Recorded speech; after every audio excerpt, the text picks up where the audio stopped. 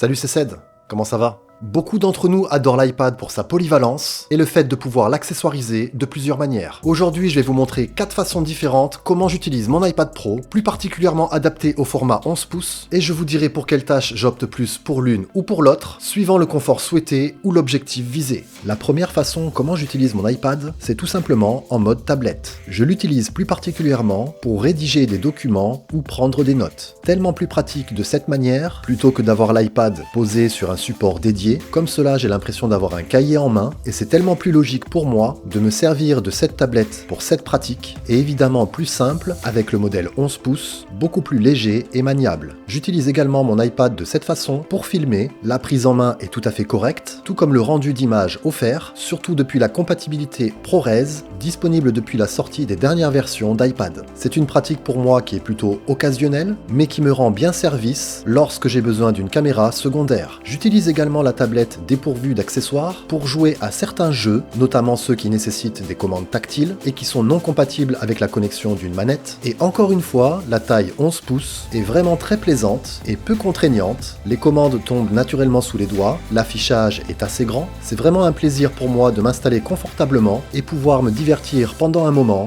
quand je le souhaite. La seconde façon d'utiliser mon iPad, c'est en l'apposant sur un support et en le connectant à un clavier, sans souris ni trackpad. De cette manière, cela me permet de rédiger de longs textes et de profiter d'un confort de frappe adéquat grâce à la taille normale d'un clavier. Je n'ai pas trouvé le besoin d'utiliser un périphérique de contrôle car l'iPad dispose d'un écran tactile et cela me permet de naviguer simplement et efficacement. L'ensemble reste également compact, donc facilement transportable pour pouvoir l'utiliser où je le souhaite. La troisième façon, et mon usage le plus fréquent, c'est l'iPad associé au Magic Keyboard. Je le dis souvent, cet accessoire est pour moi le plus adapté à l'iPad. Il permet vraiment un usage similaire à un ordinateur. Additionné avec l'iPad de taille 11 pouces, l'ensemble reste relativement léger, le clavier, même s'il est réduit, offre un confort de frappe tout à fait convenable, et le trackpad, malgré sa taille minime, est tout à fait utilisable. Comme je vous l'ai dit, j'utilise mon iPad la plupart du temps de cette manière, et cela à plusieurs endroits. Je m'adonne à diverses tâches, toutes variées, et c'est pour moi la configuration la plus intéressante. Cependant, quelquefois, l'affichage 11 pouces de mon iPad me limite pour certaines activités, et la solution idéale que j'ai trouvée, c'est d'utiliser un second moniteur connecté à ma tablette. C'est donc ma quatrième façon d'utiliser mon iPad, et celle-ci sera parfaite notamment lorsque je fais du montage vidéo, plus précisément sur DaVinci Resolve. Cela me permet d'afficher mon visualiseur sur ce moniteur,